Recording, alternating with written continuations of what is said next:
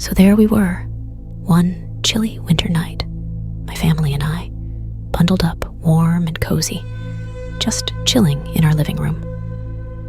The snow was falling outside, covering everything in a thick white blanket, the kind of scene you'd see on those old Christmas cards. All was good until the phone rang, slicing through our little bubble of peace and warmth. I picked up, and it was our neighbor, Stan. He lived just across the way, a bit of an odd fellow, but harmless enough. "Hey, I can see you guys in there," he said, all casual-like. "Playing some board games, huh?"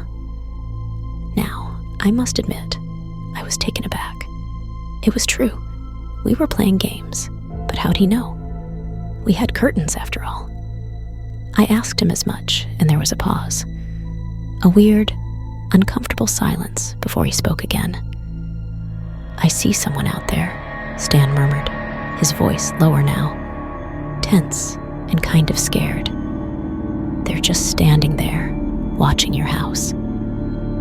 The chill that ran down my spine had nothing to do with the winter cold. My gaze flicked to the window, half expecting to see someone lurking in the dark, eyes gleaming in the faint glow of our porch light. But there was nothing, just snow and shadows.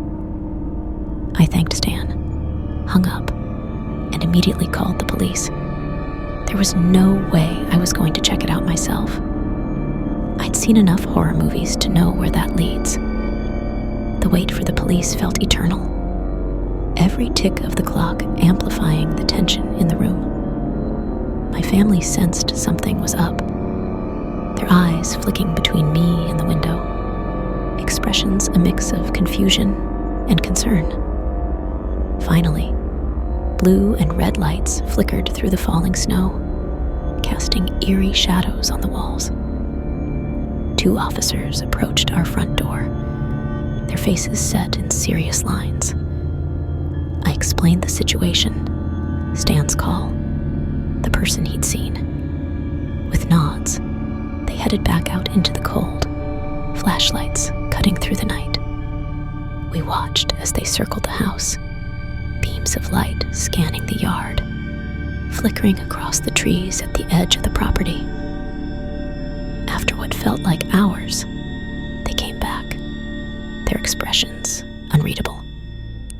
"We didn't find anyone," one of them said, his voice steady and reassuring.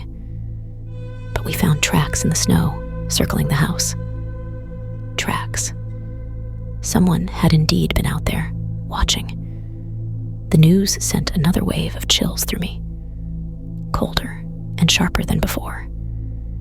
The officers said they'd patrol the area, keep an eye out.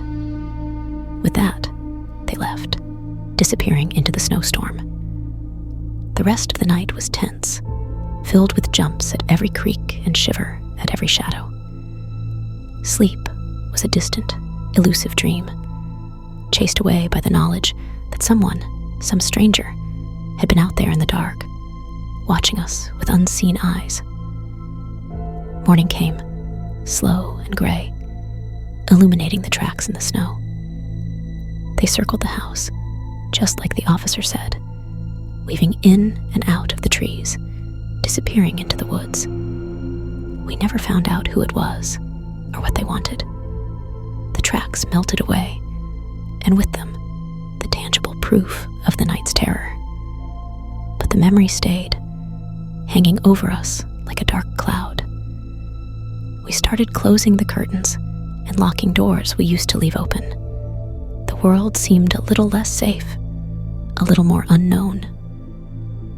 Whoever it was that night, they left something behind, something intangible and cold, a chill that lingered long after the snow had melted and the tracks had disappeared.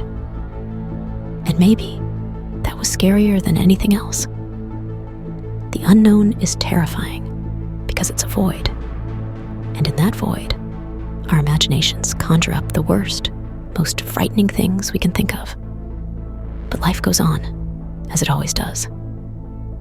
We moved past it, but we never forgot. And on some nights, when the snow falls heavy the wind howls through the trees, I can't help but glance out the window and wonder who or what is out there in the dark, watching.